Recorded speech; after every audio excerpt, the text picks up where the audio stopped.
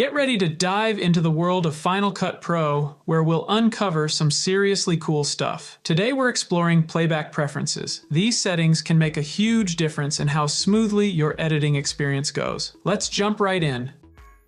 First, open the settings window by heading to the menu bar, clicking on Final Cut Pro, and selecting Settings. Quick tip, you can also use the shortcut Command-. Once you're in the settings window, click on the playback tab. Here, you'll find a bunch of cool options. Now let's talk about rendering. In the rendering section, you can switch background rendering on or off. And here's a side-by-side comparison between a rendered and unrendered playback.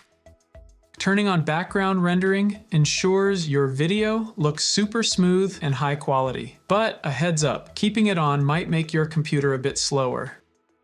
If you have background rendering turned on, Final Cut Pro will automatically work on your project whenever your computer is just chilling and not doing anything. You can even decide how long your computer waits before it starts this background rendering magic. This is handy if you want background rendering but don't want it happening all the time while you're busy editing. Now, in the Render Share GPU dropdown, you can choose the graphic processing unit for rendering or sharing. Just know this choice only affects rendering and sharing, not your computer's regular performance. Regular edits will always use the default GPU. Here's something cool in the latest version, Final Cut Pro 10.7, the scrolling timeline. To activate it, check the box that says Scroll Timeline continuously during playback.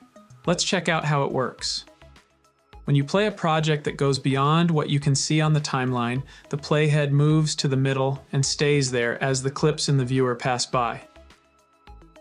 You can even keep making edits and use the JK and L keys to control playback while it's scrolling automatically. Give it a try and see how you like it. Let's head back to the settings window. In the playback section, there's a cool option to create optimized media for multicam clips. This can come in handy if you notice your videos aren't looking as smooth or playing well when you're working with multicam clips. Another setting you can choose is whether Final Cut Pro tells you if frames are dropped during playback. It's like a heads up if something's not quite right with your video. You can turn these three options on or off, which might help figure out what's causing those dropped frames. Here's how it looks. But if you prefer, you can turn these notifications off, so Final Cut Pro won't bug you about it at all. Before we move on, a little positivity goes a long way. Consider giving that thumbs up button a click. It tells me if I'm explaining things well and helps others find this video too. Thanks a bunch. All right, let's talk about something else. Ever heard of pre-roll and post-roll durations? These let us decide how much of our project plays when using the play around command or using the shortcut Shift?. The play around command lets you play back your project around where your playhead is located. So if your playhead is right here, using pre-roll duration sets how much plays before that point. And the post-roll duration decides how much plays after that spot.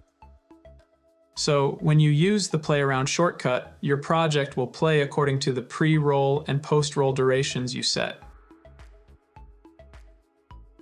Cool, right? Next up, let's talk about the player background. It's like picking a background for your viewer. You get to choose a color, and this color shows up when you have clips that aren't completely filling the screen or have some see-through parts. Usually the background is set to black. In this example, if you nudge your video too much, you might catch a little peek of that black background. And if you export the video like that, you'll see this line in your exported video, which might not be what you want. Now, that black background can be a bit hard to spot because it kind of blends into the dark Final Cut Pro look. So switching it to white could help, but be careful, it might blend in with brighter videos. Here's a neat option, the checkerboard background. It's more noticeable and won't blend into your clips. Now that you've mastered changing playback preferences, it's time for a new lesson, changing the duration in Final Cut Pro.